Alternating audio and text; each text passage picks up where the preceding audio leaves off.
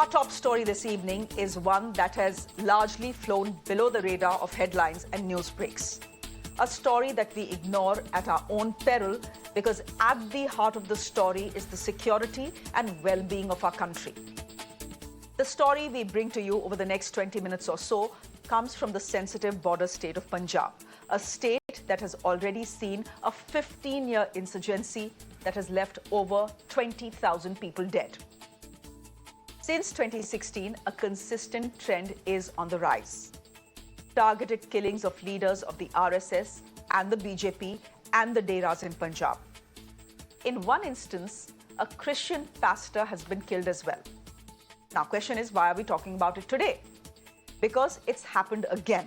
And this time in Amritsar, where a BJP leader called Balwinder Gill was shot at outside his residence by mass shooters today. ਜਬਾੜੇ ਦੇ ਵਿੱਚ ਗੋਲੀ ਵੱਜ ਕੇ ਨਿਕਲ ਗਈ ਵਾਹਿਗੁਰੂ ਦੀ ਕਿਰਪਾ ਕਿ ਉੱਪਰ ਨਹੀਂ ਗਈ ਕੋਸ਼ਿਸ਼ ਹੱਤਿਆ ਕਰਨ ਦੀ ਹੋਈ ਆ ਉਸ ਤੋਂ ਬਾਅਦ ਬੜੇ ਹਿੰਮਤੀ ਨੇ ਆਪ ਖੁਦ ਮੋਟਰਸਾਈਕਲ ਦੇ ਉੱਤੇ ਜੰਡਿਆਲੇ ਇੱਕ ਹਸਪੀਟਲ ਆ ਉਮੀਦ ਉੱਥੇ ਗਏ ਨੇ ਉਸ ਤੋਂ ਬਾਅਦ ਉਹਨਾਂ ਨੇ ਜਦੋਂ ਕਿਹਾ ਕਿ ਸੀਰੀਅਸ ਨਹੀਂ ਘਰ ਆ ਕੇ ਆਪਦੇ ਬਦਲ ਕੇ ਕੱਪੜੇ ਇੱਥੇ ਆਏ ਨੇ ਇੱਥੇ ਆ ਕੇ ਹੁਣੇ ਆਪਰੇਟ ਹੋਇਆ ਡਾਕਟਰ ਸਾਹਿਬ ਨੇ ਦੱਸਿਆ ਕਿ ਆਪਰੇਸ਼ਨ ਜਿਹੜਾ ਹੈ ਸਫਲਤਾਪੂਰਵਕ ਹੋ ਗਿਆ एंड रिकवर हो जान के आउट ऑफ डेंजर ने। मैं समझता हूँ कानून व्यवस्था जो पंजाब में बिल्कुल ही ख़त्म हो चुकी है। पंजाब में आम घटनाएं बन गई हैं। अगर हमारे जो सीनियर जो हमारे लीडर्स वो भी महफूज नहीं हैं, हम भी महफूज नहीं हैं और हम कई बार अपने तरफ से भी पुलिस को लिख के दे चुके हैं कि हम टारगेट कर रहे हैं जब बीजेपी वालों को और पुलिस इसमें कुछ हरकत नहीं कर रही है। Now, the BJP in Punjab says they are being targeted. But as I said, it's not just the BJP. RSS functionaries and a Christian pastor have been gunned down as well.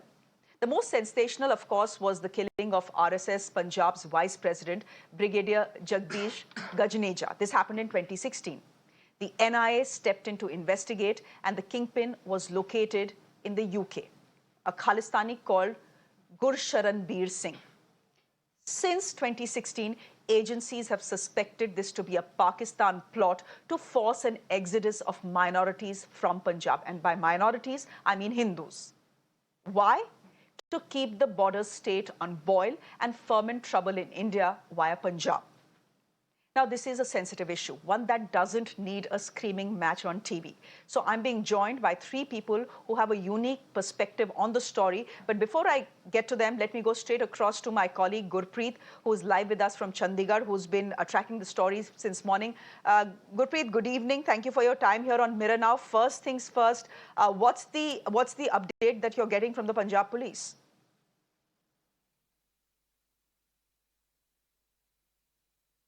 What we have learned from Punjab Police sources that they are scanning each and every CCTV camera footage from that location. We have seen that one CCTV footage has already been procured by the Punjab Police and now they are trying to identify this person. If we can talk about the investigation pace, they are looking into two angles as of now. What we have learned from the investigators, they say they are also looking into enmity angle, that there is any old enmity behind this crime, and other they are also trying to find out any political rivalry behind this incident. As of now, what we have understood, they are trying to get all the CCTV camera footage. At the same time, what we have understood that they are also trying to get the mobile tower location, because that is the crucial evidence to trace this case. And as of now, they are not able to nab anyone. They haven't detained anyone. But when we talk to the top police officer, they say that they are very close to investigate this case and they will arrest and nab as early as possible. So from the CCTV camera footage which they have just procured, it seems that it's the clinching evidence which they have got, and now they are working to identify person. They are trying to contact all the people who are having the criminal history and the history sheeters also. So they had given the intimation to all the local police station, and at the same time the mobile phone tower locations are being scanned by the Punjab Police to see that how many mobile phones are functioning, and it seems to be a planned attack on this BJP leaders, because we have seen that bike-born youth. He has come here there and he executed this crime. So now let's wait for the official investigation, how they are going to unfold. But as of now, they are working on this CCTV camera footage, which they have just procured. At the same time, two theories have already been floated by the Punjab Police to investigate this case. They are looking into the old enmity, political rivalry. At the same time, we have also learned that this man was also camping in Jalandhar for the bypoll. They are also looking at that angle because he had just come back and immediately this attack had already taken place. We have seen a lot of BJP netas, they are putting a question mark over this law and order situation, but the top officer, they are saying they have already got a lot of clue, but very shortly they will be able to nab the person and they will be able to even track this case. Okay. Okay, Gurpreet. We'll leave it there for the moment. Thank you very much for that update, rather extensive update from Chandigarh. Thank you very much. Let me get in our guest this evening. Shashi Kant is a former DGP of Punjab. He's joining us on the broadcast. Neel Kamal is a special correspondent of the TOI based in Punjab. And Nikunj Garg is a managing editor for the Times Network. Nikunj, let me come to you first and ask you to put the story in perspective for our viewers. Look at what Gurpreet is saying. The police, obviously, it's its job to, investigate all angles. So a personal enmity angle will be investigated. Is this political targeting? That will be investigated as well. But if we see what has been happening since 2016, it seems that this shooting is part of a larger trend. Well, Shreya, when I decided this morning that this is an important story and we should take it to the channel this evening and we should bring it to the national conscience, because I have been noticing through the day and I've been noticing for the past few months, actually, in a couple of years, actually, that somehow this very, very crucial aspect of the breach of law and order, I will not call it any kind of breakdown of law and order. Those are bombastic words and I don't wish to use them, but this kind of breach of law and order and transgression of law and order, there is a reason why I have put this story out. The reason is that, if you can talk about personal rivalry, you can talk about political killing, all that is fine. But look at the way, the brazenness. Two masked men come in broad daylight. This is not some Mofussil town or a village. This is a proper city of Punjab.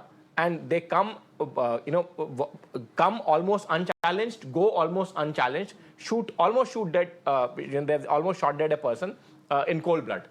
Now, this has not happened for the first time. This has been happening over a period of now 6-7 years. At various points in time, we have said there's a Pakistan-sponsored conspiracy. We have said that NIA has investigated it. But these killings are not stopping. And that is why I do not want these killings to disappear from national conscience. Because I have a suspicion. And that suspicion is very strongly backed by the inputs that I have received from multiple sources. Not only the sources, intelligence agencies or the law enforcement community or the Ministry of Home Affairs or the fellow journalists whom I have been speaking to from Punjab over the years.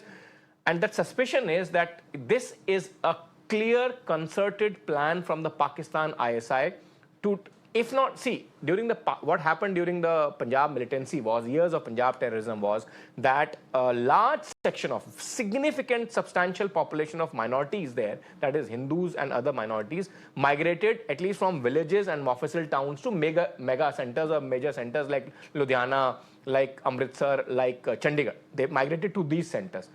Now what Pakistan is doing on a purpose, even in these mega centers, it is targeting prominent faces, prominent leaders to try and ensure that a feeling of mistrust is generated and mistrust towards the law and order machinery. Because what happens is, when a prominent person from a community or a party or a sect, in such cases like Dera Sacha Sauda, is targeted, the shockwave of fear, the ripple effect of that, the fear transcends itself into the larger and the greater community. And the larger and the greater community immediately thinks, are my children safe? Remember, you're not so much worried for yourself at most points in time, particularly when you have grown up and you have children. You are worried for your children. You are worried for your parents. You are worried for your extended family. You start to think, is my stay safe? I have heard from ranking bureaucrats in Punjab as recently as last month telling me that if things go out of control in Punjab, then probably Panchkula is safe. So that creates a nagging doubt in the minds of even the well-heeled, well-educated, well-exposed. And that is the Pakistani design. Create a wedge between the communities, create feeling of mistrust in the minorities over the law and order machinery, and ensure that the ghettoization on the lines of Kashmir, particularly lines of South Kashmir, takes place. In the rest of the Kashmir, their attempt has been to ensure ghettoization. They have not succeeded so much. In Punjab, they are continuously doing this. This is a very easy, cheap modus operandi. You just have to get hold of two killers, two shooters, arm them reasonably well, which Pakistanis have been able to do with the help of drone delivery mechanisms for sure. And then send the shockwave or the ripple of the fear across the society. Today, the entire discussion in cities of Punjab would be that this killing has happened, are people safe? So that is a real, larger, unchallenged design of Pakistanis that needs to be exposed, and through national media I want to keep it on the front burner so that none in the security establishment, none in the International Committee of Nations, and none in the law enforcement machinery sleeps in peace till the time this design stands completely exposed and curtailed. Let's get in Neel Kamal. He's someone who reports from Punjab. Neel Kamal, are you hearing at all from the government in Punjab? Because the trend we saw picked pace in 2016. In fact, in 2016, 2017, there was a spate of killings. And if you look at this social profile of people who've been killed, they've mostly been right-wing, BJP, RSS, some Deras, and in some cases, even a Christian pastor, as we've been saying. What is the Punjab government telling you? Is there a certain degree of seriousness with which the issue is being addressed, or does it simply not matter? There's a firing that takes place, there's a killing that takes place, then you move on till the second and the third happen. Yeah, definitely. Punjab government is taking these cases very seriously. Taking from 2016 right to the 2017, there were around a dozen targeted killings, mainly of Hindu leaders associated with RSS or Shiv Sena, various factions of Shiv Sena. So they basically we need to go back to 1978 or something like before that. So why it is so happening? As far as your concern is about the government is definitely looking into this various factors, that how it is happening and why it is happening, and how to curtail these things. So they are basically coming to the conclusion that certain forces are behind it. Maybe they are being funded or being supported by ISI from Pakistan. So they basically keep on talking to the Union Home Ministry and all the other agencies which have a vast experience of tackling these things. As Punjab government has a limited scope in this to tackle all these things which are perpetrated from outside our country. So they definitely go to the root and keep on checking that how it is could be tackled and what needs to be done to arrest the trend. Okay. But as far as the legal course is concerned, that takes definitely a lot of time. As we are talking about the killings in 2016 and 2017, still they are not on the final stages of justice delivery system. So things move on the law side on the snail's pace. But as far as government's role is concerned, they keep on checking what could be done, what should be done, and how we can come out of all this. Neel Kamal, can you please help me understand? Since you have tracked the cases since 2016, and there have been about at least 12 of them in the last 6 years, can you help our viewers understand the profile of the people who have been arrested? Who are they?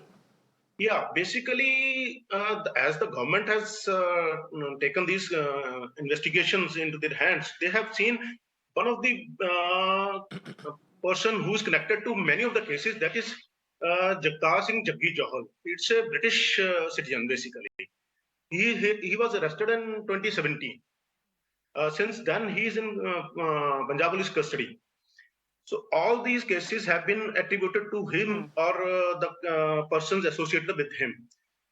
Many hue and cry have been raised in UK for his release. But as these cases are being handled by Punjab Police as well as the NIA, National Investigation Agency, so they are basically investigating from Johal.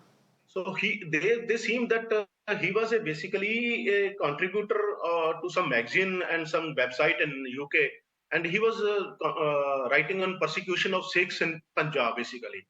So those things which Punjab government has or Punjab Police has come to the conclusion that they are they handled it. They seem that this person has a lot of influence among the Sikh youths who seem that they are not feeling as an independent. As Okay. independent, they are feeling that they are still the slaves Okay. in Punjab. As the in recent times, Okay. Mr. But then the Wahid question to Punjab, ask, but then the question to ask Mr. Shashi Kant will be, if the main person behind these killings in 2016 and 2017, the one that Neel Kamal is mentioning, is already behind bars, it's not like those killings have stopped. Now, there is a Pakistan angle, there is an ISI angle. If everyone is aware of this, if the NIA has stepped into it, why have we not been in a position to stop it? Put the perspective straight. In Punjab, somehow the other killings have been going on for years. I'll broadly put it in three categories. Before 80s, when Pratap Singh Karo was killed. After 80s, when Lala Jagatnarayana was killed and this militancy came in, then there was indiscriminate killing of Hindu and right wing and this and that, all sorts of things. And now this is, I call it the third phase.